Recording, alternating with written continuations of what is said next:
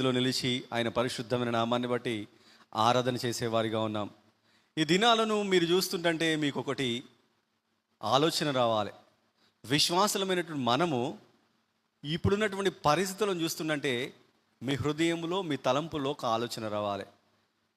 దానియేలు బబులోను దేశంలో ఉన్నప్పుడు ఎలాంటి అపవిత్రత లేకుండా పరిశుద్ధులుగా బ్రతికారంట.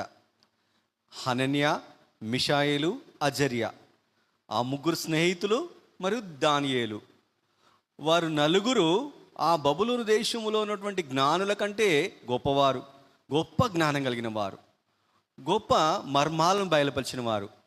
ఆ మర్మాలను బయలుపరచడానికి ఏం చేశారంటే వారు ఆ దేశంలో పరిశుద్ధులుగా జీవించారు. హల్లెలూయా!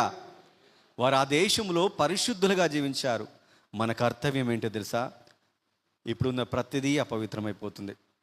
ప్రతిదీ మనం అన్నీ మాట్లాడుకున్నందుకు లైవ్లో ఉన్నాం కాబట్టి ఏం మాట్లాడలేము. ప్రతిదీ అపవిత్రమైపోతుంది. ఆ అపవిత్రత మన బిడ్డలకు, మనకు, మన కుటుంబాలకు కలగకుండా మనం ఏం చేద్దామంటే పరిశుద్ధులుగా యేసుక్రీస్తు యొక్క రక్తాన్ని కోరుకుందాం. దేవా, అంత్య దినాలలో మేము ఉన్నాము తండ్రి.